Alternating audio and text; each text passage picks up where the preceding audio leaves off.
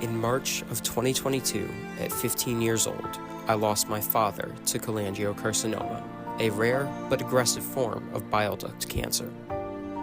Instead of processing my grief, I buried the feelings deep inside until they bubbled back up to the surface.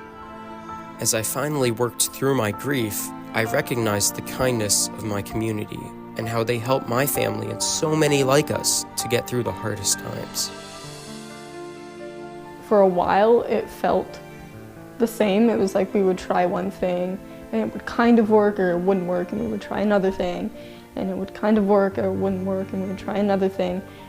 And there was a lot of change to adapt to, but also a lot of what felt like the same. I think it's hard to maybe validate other people's problems at the beginning.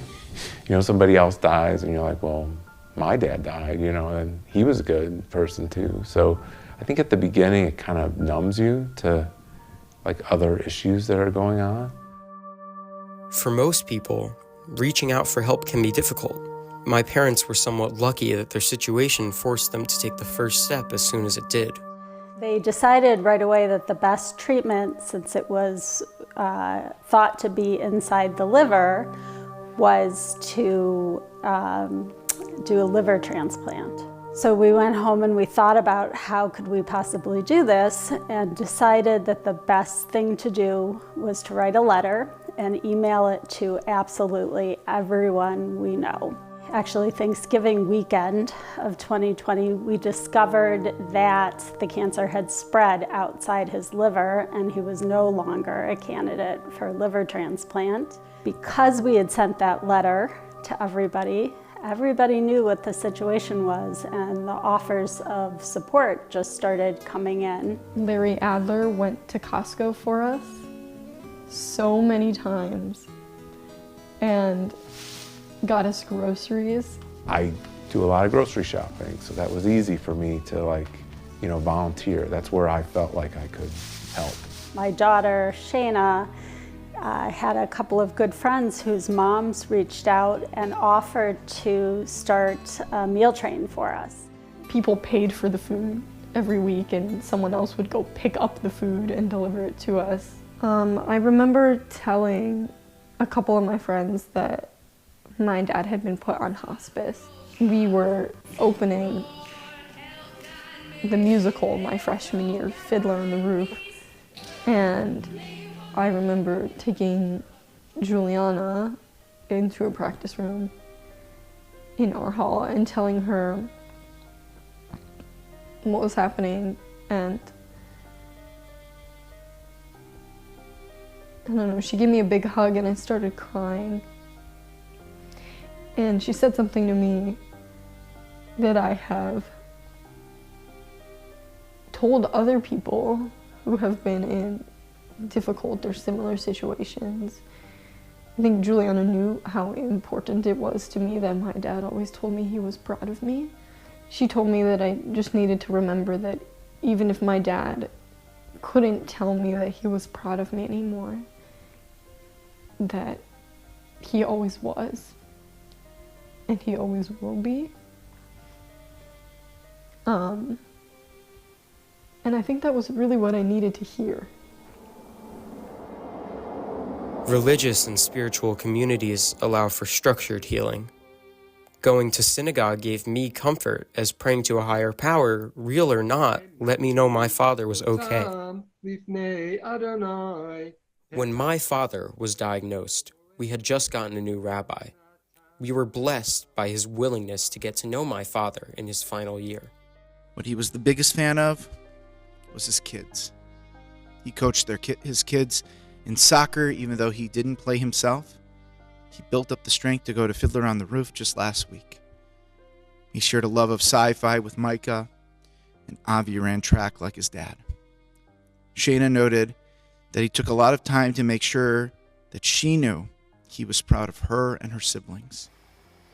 The rabbi's job really is to hold everyone as close as possible, to bring out stories of love and support so that the day after the rabbi has moved on to the next family, unfortunately, that's suffering, that family has enough grounding and understanding they can come. I think at very least your family knows that, like, I would be there at the drop of a hat for you guys. I may not come over every Sunday with cookies, but if any of you needed me, I would be there. And the relationship I had with your father was the first real relationship I had at the synagogue. At my dad's funeral, I sang a Jewish psalm called Esainai. But after I sang and I spoke, my rabbi was speaking and he started crying, and I remember it distinctly. Who knew if there was any way? Brian instilled that desire to help immediately when you met him, because the world could not lose him. It was sort of a testament to how lucky everyone in that room was to have known my dad. Shayna's a very curious person.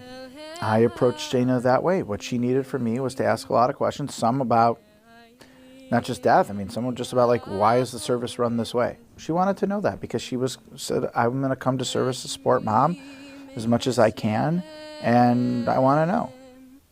Being there for people with illness, cancer certainly is up there of what people go through. That means everything to me. That's how I believe that's what people need. We need more people holding hands and not, building walls. And to all of us, may we never take a moment of life for granted. Brian didn't. He wouldn't want us to. Hold those next to you closely and hold on for as long as you possibly can.